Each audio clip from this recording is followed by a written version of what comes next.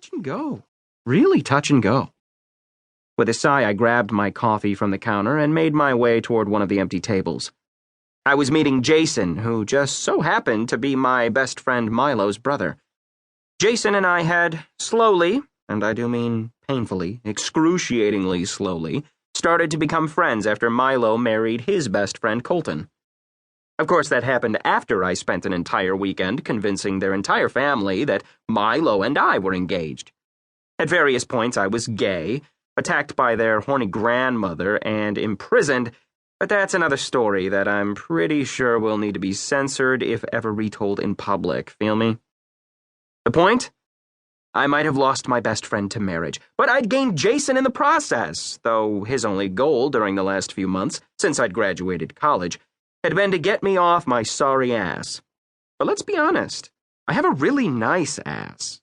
Why not sit on it? Am I right? Plus, work bored me.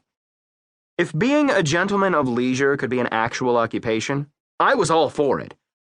That's what being rich does to people. It makes them lazy. And I was example A. I had money, so why work? Apparently, getting your hands dirty gave you purpose, but I still wasn't sure how dirty I wanted to get. Don't get me wrong, I was all for being dirty with the right girl in the right situation. Take mud wrestling, for example. What sane man says no to that type of dirt? But things like farming? No thanks. Stupid goats. I shuddered and took a sip of coffee. Not that all farmers had goats, but still, just thinking about them freaked the shit out of me. They had red eyes. Only animals possessed by Satan had red eyes. Well, animals and Jane, bitch be cray-cray. The run-in I'd had with that particular ex-girlfriend during Jason's wedding weekend was enough to give me nightmares for life. I don't want to relive it. Ever. Not even by telling you. All I'll say is that I saved Jason from marrying her. I basically took one for the team, and I'm pretty sure what happened is frowned upon by the law in all 50 states. So, maybe he wanted to meet me to hand me a trophy or a medal or something for saving his pathetic life.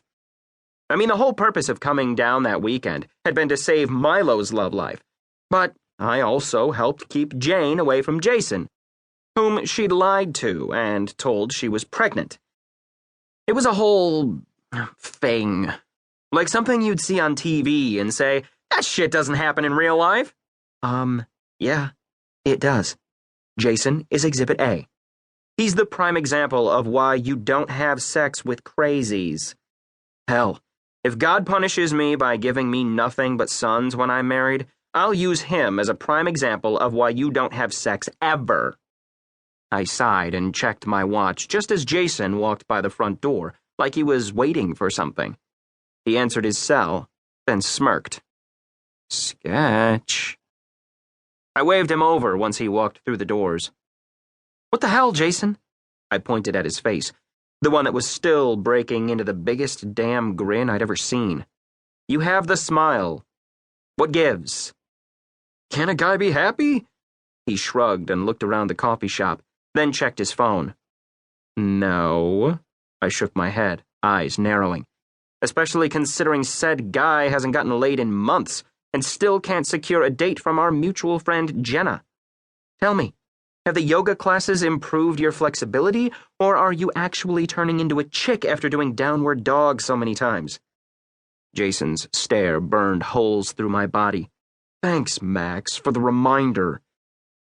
Reminder about your soon-to-be female status? I nodded. Anytime. Nope. He chuckled to himself.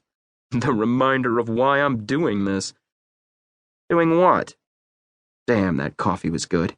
Imagine what the blonde girl would taste like. She'd give in. Eventually. They all did.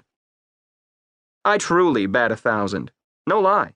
Wait, okay, so actually that's a minor fib considering my best friend Milo didn't fall for my charm. Then again, she thought I was gay when she first met me. I looked down at my Prada shoes. Note to self, rethink footwear. I rolled my eyes and took a long sip of coffee. The door to the shop opened and a camera crew waltzed in. Huh, some lucky bastard.